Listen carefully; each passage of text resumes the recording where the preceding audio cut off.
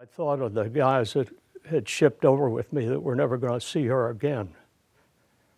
And I think that's what most of us had to face.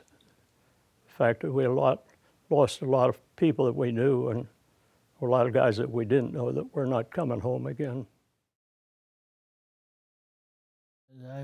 I figured my number was up, but I figured the whole thing was up the way they come, because it was friendly fire. And that's bad when you're in friendly fire. And friendly fire is when the big boats misfire and they're shelling their own men.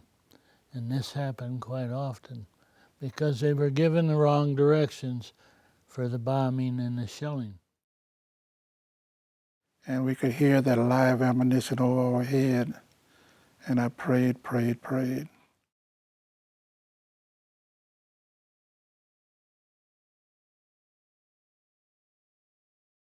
My faith was very important to me, and I just was thrilled to death that most of the men in my squad wanted to take the baptismal too. Because you must remember, a lot of boys who were drafted had never been to church.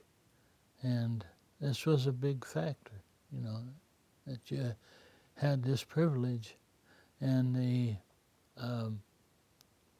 baptismal, it seemed like at that particular hour, everything shut off, everything, just as quiet as could be.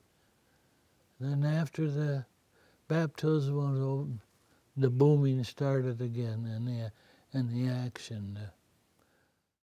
I came up in a religious faith, and as I experienced in service during that time, all branches of service began to be integrated. And that experience taught me the value of living together. And it was a wonderful experience. I have to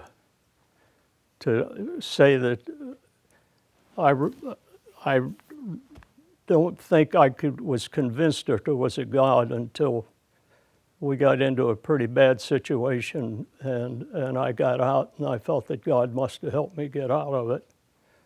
And so I stuck to my faith from then on.